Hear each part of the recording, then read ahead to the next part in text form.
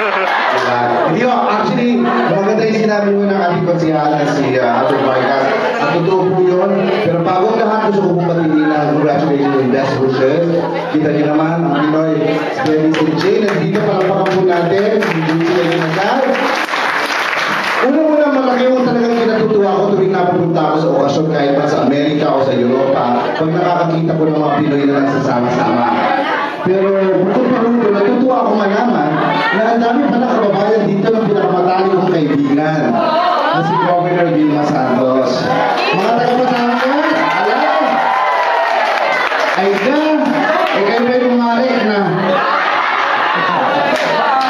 Bumabalik ka na! Alam! Ay ako! Nasap ng ulo. Hindi po.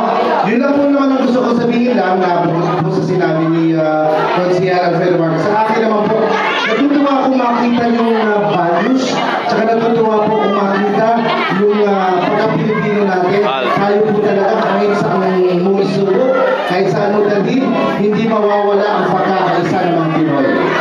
Lagi po tayo